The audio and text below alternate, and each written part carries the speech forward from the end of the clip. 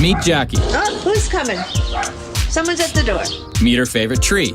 The Japanese maple, the Japanese maple, the Japanese maple. I love that tree. That tree must stay. But the rest of this backyard, Ew. gone.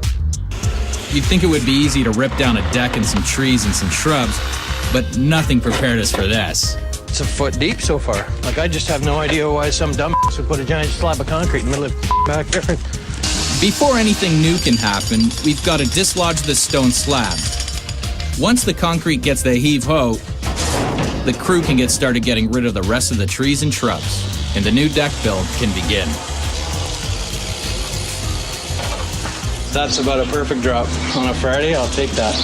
So while the crew clears the deck for the new deck, I'm heading into rocky territory at the gravel pit. Tino! Hey, James, nice to see you again. Thanks. It's pretty busy here and hot. Hey, all the time. Yeah, man, thanks for meeting up with me, because I got this client. I'm trying to keep costs down, but still give it a really elegant look. So it's a very fine gravel I'm looking at. I just want to lay just a really, like, almost that much, so it doesn't get way underfit. You know, barely it's see a the bare minimum. screening. But I don't want this to be, you know, this deep and it gives way like a sandy beach. Like, a lot of people do put gravel down on a driveway or a patio, and look what happens underneath. I mean, you can't even walk on it, you know? That's right. So we have the HPB yep. or the 3/8 gravel.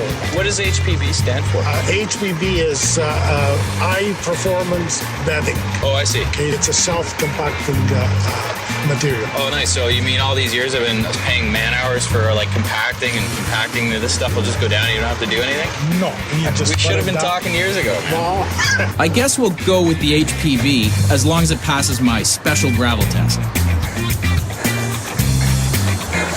Oh yeah!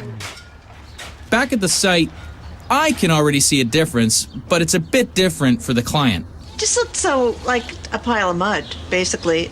My mother's coming up to visit. She's 86, and so this is a big deal for her to come up. Jackie's mom, 86. We better get cracking. Even the dogs put out.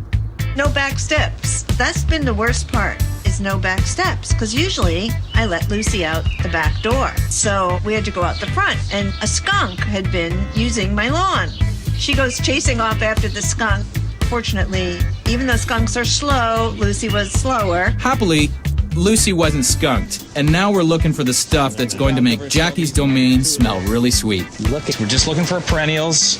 Yeah. Some sort of large foliage plant that can come up over top of the deck so it gives her a little bit of delineation at the edge of the deck. Because I really don't want to put a railing in there. Yeah, that would, I think the place would be brutal if you had a railing on that. Maybe a Stilby, look at that. Ah, Stilby. Look at the colors of this Stilby. Wow. If you're picking a plant for a flower, this one actually flowers a lot longer than most average perennials. Where they get 2 weeks, these sort of go for about 3 weeks. Let's use some of this in her garden, in Jackie's garden, but I don't think it's going to do justice coming right up to the edge of the deck. It's too low still. So we need something where the foliage will be higher. Then there might be some stock higher We than need that. some big dramatic drifts of something, big foliage, large flower, give it some interest. There she is, I think that's the one.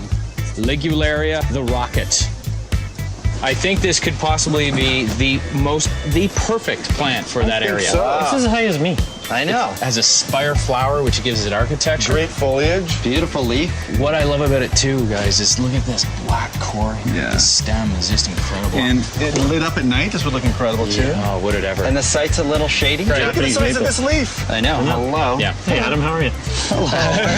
It's not big enough. You know what? The foliage is going to really soften the edge of the deck. You're going to lose that hard edge in the garden ring. Yeah, this is what's going to All create that barrier. Hey, don't step off the deck here. Okay, we've got a floral border. No need for an intrusive railing. If we could just say the same thing about a saw.